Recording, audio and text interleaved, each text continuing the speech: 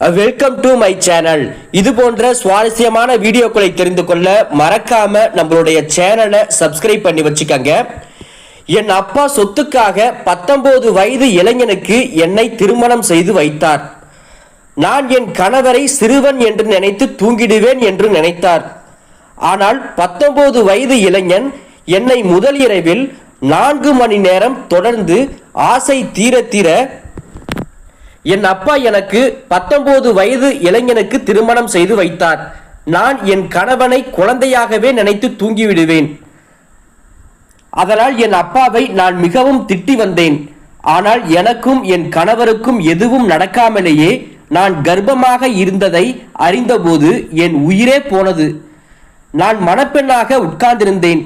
விருப்பம் இல்லாமலேயே என் 19 வயது கணவருக்காக காத்திருந்தேன். என் மனதில் வேறு விதமான எந்த ஆசையும் இல்லை. என் அப்பாவின் மீது கோபம் வந்தது. அவர் தனது நோயின் காரணமாக தான் இறப்பதற்கு முன் என் வீடு எனக்கு சொந்தமாகிவிடும் என்று நினைத்து எனக்கு 19 வயது இளைஞனுக்கு திருமணம் செய்து வைத்தார். ஆனால் என் அப்பா ஏன் ஒருமுறை கூட என் உணர்வுகளை பற்றி சிந்திக்கவில்லை என்பது ஏன் என்று எனக்கு தெரியவில்லை. 19 வயது சின்ன பையன் எனக்கு என்ன மகிழ்ச்சியை தர முடியும்? நான் இளமையாக இருந்தேன், மிகவும் அழகாகவும் இருந்தேன். என்னை திருமணம் செய்து கொள்ள பல ஆண்கள் காத்திருந்தனர். ஆனால் என் அப்பா எனக்காக சிறு வயது இளைஞனை தேர்ந்தெடுத்து என் வாழ்க்கையே அழித்து விட்டார். என் உணர்வுகளை பற்றி அவர் கவலைப்படவில்லை. என் விருப்பங்களை பற்றியும் அவர் கவலைப்படவில்லை. இதையே நினைத்து என் தலை வெடித்து கொண்டிருந்தது. நான் எப்படி இந்த பொருந்தாத உறவில் வாழ்நாள் முழுவதும் வாழ்வது என்று யோசித்துக் கொண்டிருந்தேன். எனக்கு வேறு எந்த வழியும் இல்லை. அப்பா என்னை அனுப்பிவிட்டு நிம்மதியாக இருந்தார். ஆனால் என்னை ஒரு எரியும் நெருப்பில் தள்ளிவிட்டார். அதில் நான் வாழ்நாள் முழுவதும் எரிந்து கொண்டிருப்பேன் என்று ஏன் அவருக்கு தெரியவில்லை? முதலிரவு அன்று என் ஆசைகள் கண்ணீராக தோன்றியது. நான் விரக்தியுடன் படுக்கையில் உட்கார்ந்திருந்தேன். நான் என் சிந்தனையில் மூழ்கியிருந்தேன். அப்போது அறையின் கதவு திறந்தது. என் கணவர் வந்திருப்பார் என்று நினைத்தேன். ஆனால் என்னை போல் 20 வயது இருக்கக்கூடிய ஒரு பெண் என்னிடம் வந்தாள். எனக்கு என் புகுந்த வீட்டில் யாரும் தெரியாது. அதனால் இந்த பெண் யார் என்று எனக்கு தெரியவில்லை. அவள் கண்கள் என் மீது நிலைத்திருந்தன. அவள் என் முன் உட்கார்ந்து என் கைகளை தன் கைகளால் பிடித்து, நீ மிகவும் அழகாக இருக்கிறாய் லீனா. உன் கைகள் எவ்வளவு மென்மையாகவும் மெல்லியதாகவும் இருக்கிறது. உனக்கு ஒரு இளவரசன் கிடைத்திருக்க வேண்டும். ஆனால் உன் அப்பா என் 19 வயது தம்பியுடன் உன்னை அனுப்பி உனக்கு பெரிய அநீதி செய்து விட்டார் என்றாள். அந்த பெண்ணின் பேச்சை கேட்டதும் அவள் என் நாத்தனார் என்று எனக்கு புரிந்தது. அவளுடைய ஒவ்வொரு அசைவிலும் எனக்கான அன்பு இருந்தது. அவள் பேச்சு என் கண்களை கலங்கச் செய்தது. நான் எதுவும் பேசாமல் கண்ணீரை சிந்தினேன். அந்த பெண் என் கண்ணீரை துடைத்துவிட்டு, அழுவதற்கு எதுவும் இல்லை, நான் உன்னுடன் இருக்கிறேன் என்றாள். என் தம்பி பெரியவன் இல்லை, ஆனாலும் அவன் உன்னை நன்றாக கவனித்துக் கொள்வான். என் அப்பாவும் உன் அப்பாவின் நட்பிற்காக உன்னை இந்த உறவில் பிணைத்து விட்டார். நீ சில காலம் என் தம்பியுடன் இந்த உறவை தொடர்ந்தால் நாங்கள் உனக்கு வேறு ஏதாவது வழி செய்வோம். நான் இந்த பொருந்தாத உறவிலிருந்து உனக்கு விடுதலை வாங்கி தருவேன் என்றாள். அந்த பெண்ணின் பேச்சை கேட்டதும் எனக்கு கொஞ்சம் நம்பிக்கை வந்தது. நான் தனியாக இல்லை என்று நினைத்தேன்.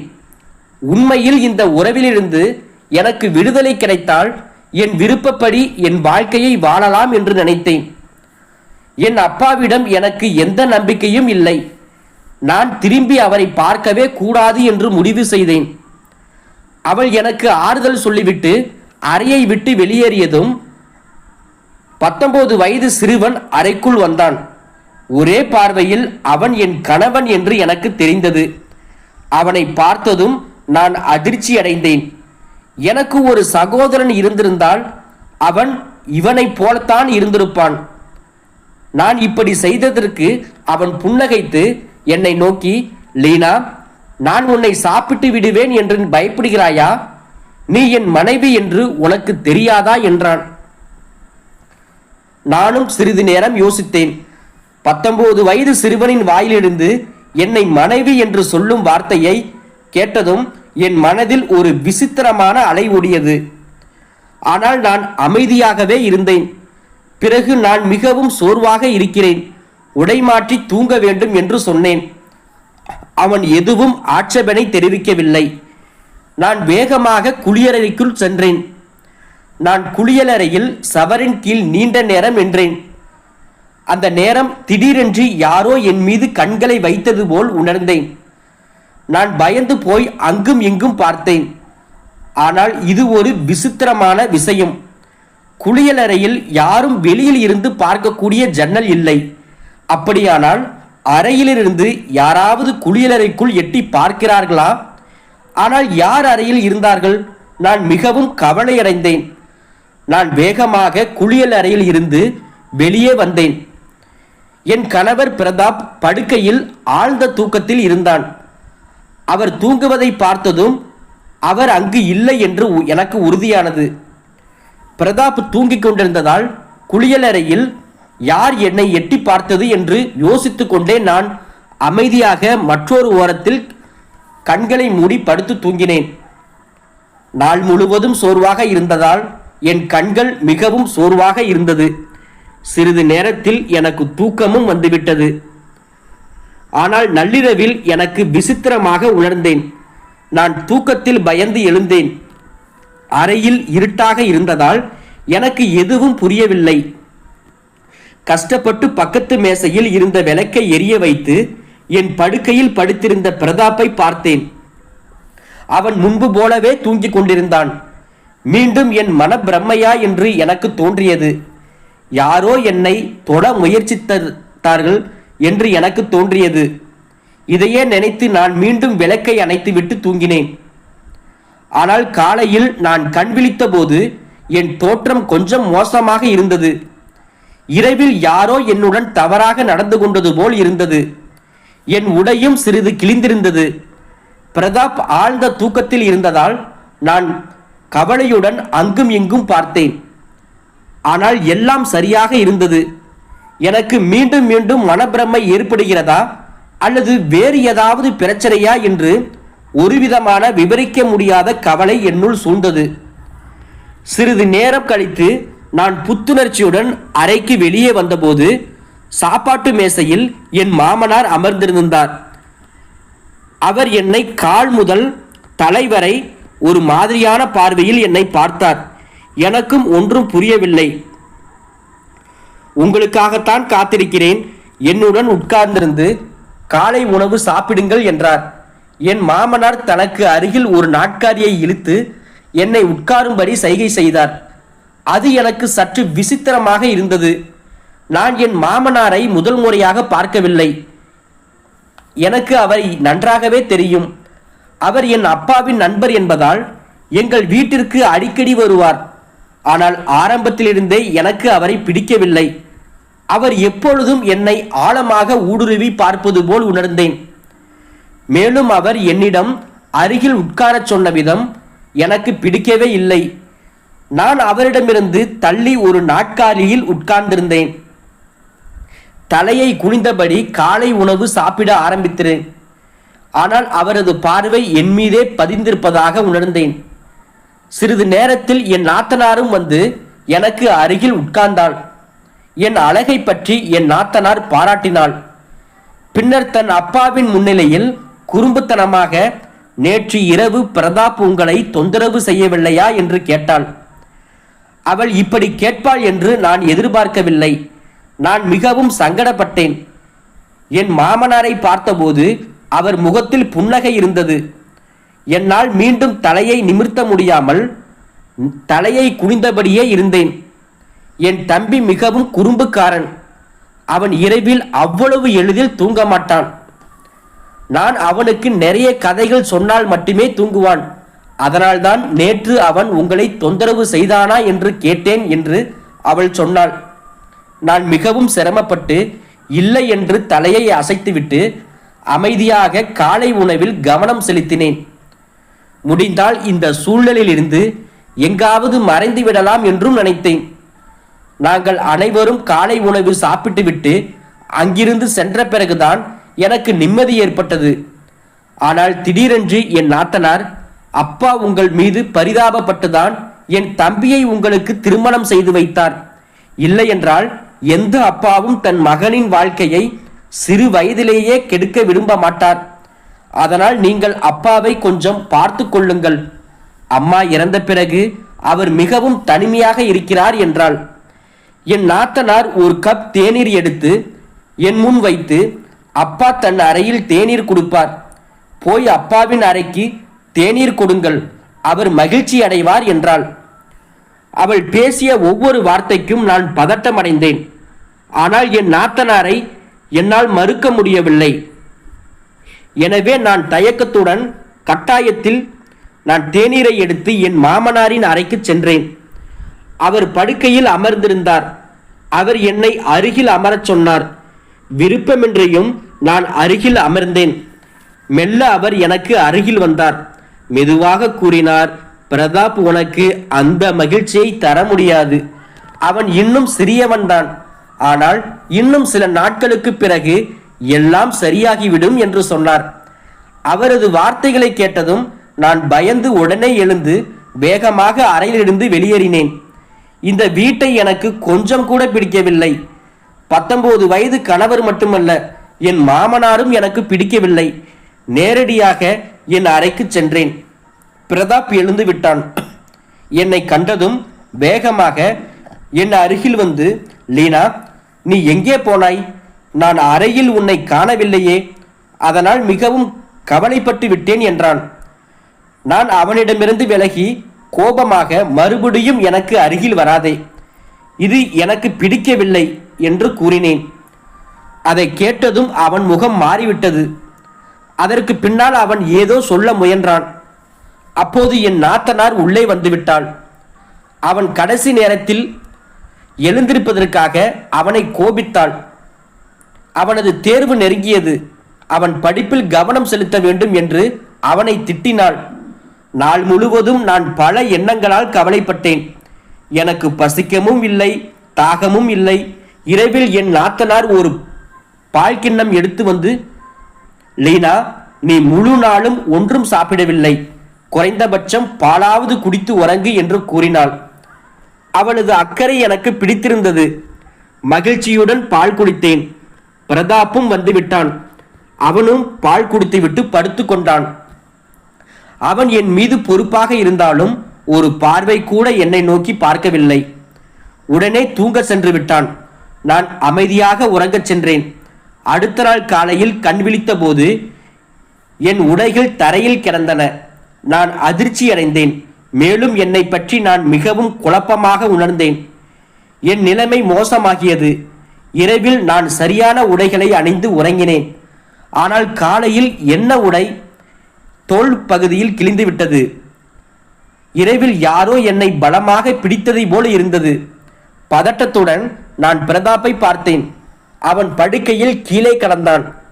அவன் ஆழ்ந்த தூக்கத்திலிருந்து தவறி விழுந்திருக்கலாம் என்று நினைத்தேன். ஆனால் படுக்கையின் அந்த நிலை யாரால் உருவாக்கப்பட்டது? என் உடைகள் எப்படி கிழிந்தன? எனக்கு ஒன்றும் புரியவில்லை. மிகுந்த பயத்துடன் விரைவாக எழுந்து என் உடையை சரி செய்தேன். படுக்கையை ஒழுங்குபடுத்தினேன். பிரதாப்பை எழுப்ப முயன்ற போது அவன் கண்களை மெதுவாக திறந்து என்னை பார்த்தான். நான் படுக்கையில் மீண்டும் அமர்ந்தேன். பதற்றத்துடன் விரல்களை ஒன்றோடு ஒன்று பின்னியபடி, எனக்கு இப்படி ஏதோ நடந்து கொண்டிருப்பது என்னவென்று நான் புரிந்து கொள்ள முடியவில்லை. பிரதாப் இன்னும் 19 வயது இளைஞன்தான். அவன் என்னுடன் தவறாக நடந்திருப்பான் என்பதில் எனக்கு நம்பிக்கையே இல்லை. ஆனால் என்னிடம் அவன் தவறாக நடக்கவில்லை என்றால் என் உடை எப்படி கிழிந்தது? இந்த கேள்விகள் என்னை பயத்தில் மூழ்கச் செய்தன. நான் மெதுவாக என் அறையிலிருந்து வெளியேறினேன். என் கதவில் அருகே யாரோ நின்று கொண்டிருப்பது போல் உணர்ந்தேன். நான் கதவை திறந்ததும் அந்த நிழல் வேகமாக மறைந்தது. இதனால் எனது சந்தேகம் உறுதியாகியது. பிரதாப்பை தவிர வீட்டில் வேறு யாரோ இருக்கிறார் என்று யோசித்தால் அது என் மாமனாராக மட்டும்தான் இருக்க முடியும். மாமனாரை பற்றி நினைத்து நான் மிகவும் பயந்து போய்விட்டேன். ஒரு தந்தை தன் மகனின் மனைவியுடன் இப்படி செயல்படுவார் என்று நினைத்து கூட பார்க்க முடியவில்லை. என் வாழ்க்கையில் ஒரு சிறிய குழந்தை போன்ற கணவர், அத்துடன் ஒரு பயமுறுத்தும் மாமனார், இவை எல்லாமே எனக்கு பிடிக்காத வண்ணமாக அமைந்தன. சற்று நேரத்தில் என் கணவர் பிரதாப் என்னை தேடி கொண்டு வந்தார். லீனா, நீ எங்கே போனாய்? அறையில் உன்னை காணவில்லையே, நான் மிகவும் கவலைப்பட்டேன் என்றார். ஆனால் நான் அவர் மீது கோபமாக, மறுபடியும் என்னிடம் பேசாதே, எனக்கு இது பிடிக்கவில்லை என்று கூறினேன். அவன் பதறி போய் நின்று கொண்டான். பின்னர் என் நாத்தனார் உள்ளே வந்தாள். பிரதாப், நீ இன்னும் படிக்கவில்லை, உன் தேர்வு நேரம் நெருங்கிவிட்டது, சீக்கிரமாக படிக்கச் சொல்லி அவனை திட்டினாள். இத்தகைய பயம், குழப்பம் மற்றும் பதட்டத்துடனே என் நாட்கள் கடந்து செல்ல ஆரம்பித்தன. எனக்கு எந்த உணர்வும் இல்லாமல் அமைதியாக என் வாழ்க்கையை வாழ்ந்து கொண்டிருந்தேன். என் நாத்தனாருடன் எனக்கு நெருக்கமான நட்பு ஏற்பட்டது. அவள் மிகவும் நல்லவரும் அன்பும் கொண்டவளாக இருந்தாள். அவள் எனது பார்வையில் இடம் பிடித்து விட்டாள். மற்றொரு பக்கம் பிரதாப் சாதாரண பையனை போல இல்லாமல் தனது வயதை விட மிக பெரியவனாகவும் பொறுப்புள்ளவராகவும் தோன்றினான். எனது திருமணத்தின் 2வது மாதம் முடிந்தது. எனக்கு உடல்நிலை சரியில்லாமல் இருந்தது. மயக்கம் ஏற்பட தொடங்கியது. சமையலறைக்கு சென்றால் உணவின் மனம் எனக்கு மயக்கத்தை ஏற்படுத்தியது. உணவை பார்த்ததும் என் உடல்நிலை மேலும் மோசமானது. ஆரம்பத்தில் இதை வெறும் பலகீனம் அல்லது வெப்பத்தால் ஏற்பட்டதாக நினைத்தேன். ஆனால் நாட்கள் செல்ல செல்ல உடல்நிலை மேலும் பாதிக்கப்பட்டது. இதை கண்டு என் நாத்தனார் கட்டாயமாக எனது கையை பிடித்து மருத்துவரிடம் அழைத்து சென்றாள். பல கேள்விகளுக்கு பிறகு மருத்துவர் எனக்கு எல்லா செக்கப்பும் முடித்துவிட்டு நான் கர்ப்பமாக இருப்பதாக தெரிவித்தார். இது எனக்கு பெரும் அதிர்ச்சியாக இருந்தது. என் கணவர் 19 வயது இளைஞன். அவன் ஒரு குழந்தை மாதிரி. அவனுடன் எனக்கு எந்த உறவும் இன்னும் நடக்கவில்லை. இது என் மாமனார் மற்றும் நாத்தனாருக்கும் கூட நன்று தெரியும். ஆனால் நான் கர்ப்பமாக இருக்கிறேன். நான் மருத்துவரிடம் இது தவறான தகவல் என கூறினேன். ஆனால் மருத்துவர் புன்னகையுடன், இது உங்களுக்கு புதிய திருமணமானதால் நீங்க பயப்படுகிறீர்கள், நீங்கள் கவலைப்பட தேவையில்லை, இது மகிழ்ச்சியான செய்திதான் என்று கூறினார். மருத்துவர் எனக்கு கைகளை நீட்டி மருந்துகள் கொடுத்தார். நான் கலங்கிய மனதுடன் வீட்டிற்கு திரும்பினேன். என் நாத்தனார் என்னை பார்த்து ஏதோ சந்தேகத்துடன் இருந்தாள். அவளும் வாயை மூடிக்கொண்டு எதுவும் பேசாமல் என்னுடன் வீடு திரும்பினாள். வீட்டிற்குள் நுழைந்தவுடன் என் மாமனார் நாற்காலியில் அமர்ந்திருந்தார். அவர் என் உடல்நிலை பற்றி கேட்டார். என் கண்களில் நீர் பெரிதாகியது. என் நாத்தனார் என் கர்ப்பத்திற்கான செய்தியை உடனடியாக தெரிவித்தாள். என் கணவர் பிரதாப் புத்தகம் படித்து கொண்டே இருந்தான். இந்த செய்தியை கேட்டவுடன் அவன் என் மீது அதிர்ச்சியான பார்வையை செலுத்தினான். அவன் சிறியவனாக இருந்தாலும் கர்ப்பம் என்பது என்னவென்பதை புரிந்து கொள்ளும் அளவிற்கு பெரியவனாகவே இருந்தான். என் மாமனார் கோபத்துடன் எழுந்து என்னை வெறுக்கத் தொடங்கினார். நான் உன்னை நல்ல பெண்ணாக நினைத்து என் வீட்டிற்கு மருமகளாக கொண்டு வந்தேன். ஆனால் நீ என்னை ஏமாற்றி விட்டாய் என்று அவர் கூறினார். அவரின் வார்த்தைகள் எனது மனதை உடைத்தது. எனது வாழ்வில் இப்போது நிலவும் சந்தேகம், அவமானம் மற்றும் பயம் என்னை முழுவதுமாக சூழ்ந்தது. என்னுடைய வாழ்க்கையில் அவமானம் ஏற்பட்டுவிட்டது. என் மாமனார் கோபமாக கேட்டார், இந்த குழந்தை யாருடையது? நீ யாருடன் தவறு செய்தாய்? எனக்கு பதில் சொல்லும் வாய்ப்பு கூட கொடுக்காமல் 19 வயது என் கணவரால் அவருக்கு மத்தியிலேயே பேசினார். அதற்கு பிரதாப், அப்பா, லீனா அப்படியில்லை, நீங்கள் அவரை தவறாக புரிந்து கொண்டுள்ளீர்கள் என்று சொன்னான். பிரதாப்பின் நேர்மையான வார்த்தைகள் என்னை ஆச்சரியத்தில் ஆழ்த்தின. அவன் சிறுவனாக இருந்தாலும் அவன் என்னை பாதுகாக்க தன் தந்தையின் எதிரில் நின்றான். ஆனால் நான் ஒருபோதும் அவனை முழுமையான என் கணவராக ஏற்றுக்கொள்ளவில்லை. பிரதாப்பின் பதிலுக்கு அவன் தந்தை கோபமாக கேட்டார், அப்படியென்றால் இந்த குழந்தை உன்னுடையதா என்றான். இதை கேட்டதும் பிரதாப் மௌனமாகிவிட்டான். மாமனார் சிரம் கொண்டு அறையில் நடந்து கொண்டே திடீரென்று ஒரு கொடூரமான முடிவுக்கு வந்துவிட்டார். இப்போது உடனே இந்த பெண்ணிடம் விவாகரத்து வழங்கி அவளை வீட்டை விட்டு அனுப்பிவிடு. அவள் இந்த வீட்டிற்கு பெரிய அவமானம். நான் என்னவோ நினைத்தேன், ஆனால் அவள் ஒரு சரித்திரமற்ற பெண்ணாகிவிட்டாள் என்றார். விவாகரத்து என்ற வார்த்தையை கேட்டவுடன் நானும் அலறினேன். என் உடல் நடுக்கம் கொண்டு குலுங்கியது. அப்போது என் நாத்தனார் நடந்த உண்மையை வெளிப்படுத்தினாள். அவள் அழுகையுடன் கூறினாள், நான் ஒருவரை நேசித்தேன். அவன் என்னை சந்திக்க அடிக்கடி வீட்டிற்குள் வந்தான். அவனுக்கு நான் வீட்டின் அனைத்து சாவிகளையும் கொடுத்து விட்டேன். ஆனால் என் தம்பியின் திருமணத்தின் போது அவன் லீனாவை பார்த்தான். அவளின் அழகை பார்த்ததும் அவன் வெறித்தனமாக அவளை விரும்பினான். திருமண இரவில் அவன் வீட்டு சாவியை பயன்படுத்தி அறைக்குள் லீனாவை பார்க்க வந்தான். லீனா ஆழ்ந்த தூக்கத்தில் இருந்ததால் அவன் அவளிடம் தவறாக நடந்து கொண்டான். என் கையாலேயே அவனுக்கு உதவி செய்யும்படி செய்தேன். எனக்கே தெரியாமல் பிரதாப் மற்றும் லீனாவுக்கு பாலின் மூலம் தூக்க மருந்தை கலந்து கொடுத்துள்ளான். அதை நானே எடுத்து அவர்கள் இருவருக்கும் கொடுத்துள்ளேன். ஆனால் உண்மையில் அவன் எனக்கு துரோகம் செய்தான். சில நாட்களுக்கு பிறகு உண்மைகள் வெளிச்சத்திற்கு வந்தன. நான் அவனை விரட்டி அடித்துவிட்டு அவன் காதலையும் துறந்தேன். இந்த விஷயத்தை உங்கள் யாருக்கும் தெரியாமல் மறைத்து விடலாம் என்று நினைத்தேன். ஆனால் லீனாவின் மீது சந்தேகம் வரும்போது இதை நான் சொல்ல வேண்டியதாயிற்று என்றாள். அவன் என்னை பயன்படுத்தி இருந்தான். எனது வாழ்க்கையும் சீரழித்தான். எனது நாத்தனார் உண்மையை கண்டறிந்ததும் அவன் அவளை விட்டுட்டு போயிட்டான். ஆனால் அவன் என் வாழ்க்கையில் ஒரு கருவை விட்டு சென்றான். என் நாத்தனார் சொன்னதை கேட்டு என் மாமனார் கோபம் என் நாத்தனார் மீது திரும்பியது. என் நாத்தனார் சிந்திக்க முடியாமல் சிரமப்பட்டாள்.